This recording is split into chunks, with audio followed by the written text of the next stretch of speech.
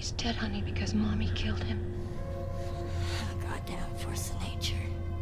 I am the writing on the wall, the whisper in the classroom. They're coming to get you, Barbara. You see, Jason was my son, and today is his birthday. Sid, don't you blame the movies. Movies don't create psychos. Movies make psychos more creative.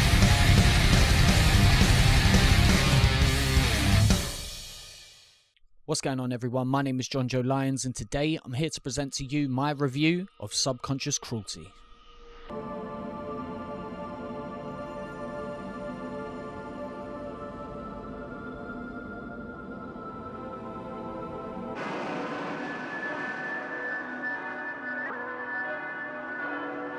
Subconscious Cruelty is a horror anthology that comments on things from religion to the earth, nature, money, murder, drug use.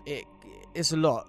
Last night I went on Reddit and posted about the fact that I'd seen Begotten and wanted a cinematic experience that would top that. A lot of people suggested, you know, kind of bait things like David Lynch movies and stuff like that, but nothing on the level that Begotten was, you know. And there was one movie in the list called Subconscious Cruelty, and good lord. So the movie's an anthology. There's no wraparound story. It's basically just a series of art installations, I guess you could say, full of metaphor and symbolism. Some of it a little more obvious than others. It's definitely a film. So the movie opens and it does this whole speech about the left and the right brain. There's a naked woman on a slab of some nature. Then a hand comes in, caresses the body, and then slices it open with a scalpel, digging the hand in and pulling out an eye. And that leads us into our first short. It's narrated by the character who's only named Brother, and he's watching this woman from his window as she makes love to various different men. We later find out that that's his sister, and she's pregnant, and he muses on the creation of life and how crazy that entire process is, and decides that he's going to do something in the face of that creation, basically something, the most heinous acts he can possibly think of. So the whole short, it's like he's like, you know, it's nearly time, and you're thinking like, oh god, like what the is this guy gonna do? We cut to the sister giving birth, and as she's giving birth, he's helping, you know, and he's in the voiceover saying she has no idea about what's about to happen. And then the baby comes out, and he gets out a blade, kills the baby as it's halfway out of her, and then holds it above her as it bleeds, so it bleeds all over her face. And then obviously the baby dies, the sister dies, and then he wraps the baby in like pretty papers and string, puts that in a cupboard, and then continues to bathe and clothe his sister's dead body. And so at the end, you know, he sheds a tear over the fact that he's never going to be able to have sex with his sister. In the second short, we find a bunch of people naked and writhing around on the ground in a field, getting some sort of sexual pleasure, sexual gratification from this act. One of the men digs a hole into the ground, which then bleeds. He rubs the blood in his face and fucks the hole in the ground. Then another woman like breaks a branch off of a tree, which bleeds, which she then, you know, lays under and bathes in. And the last shot we see is a woman laying with like a white veil while some guy goes down on her.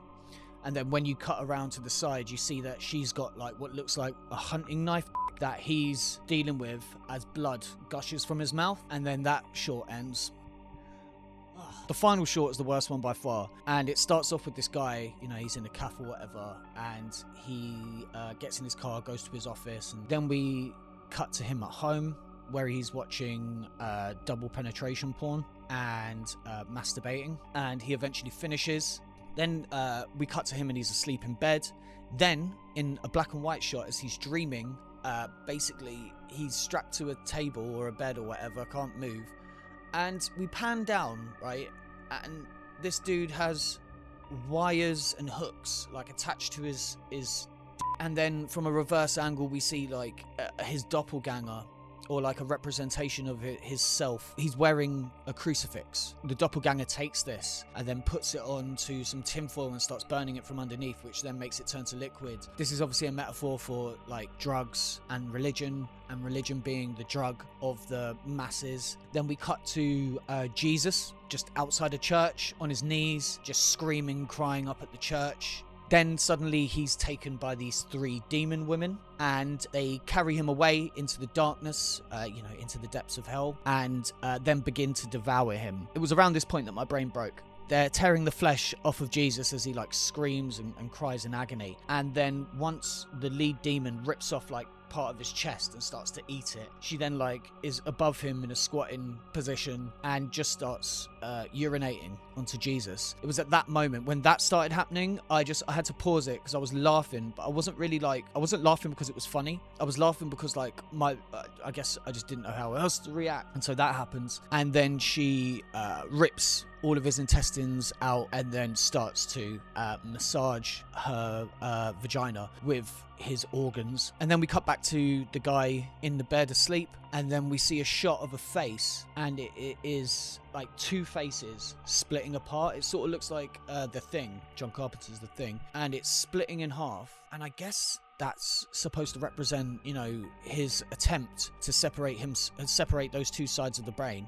And then the movie, cuts to credits.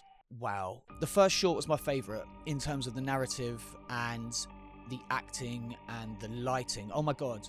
Can I just say, the lighting in the first short is so beautiful. The sound design, basically the speaker on my laptop isn't that loud, and I really wanted to hear the sound design, so I stuck some headphones in, and only then did I notice that a lot of the sound design is panned left and right, to disorientate you, so I thought that was interesting.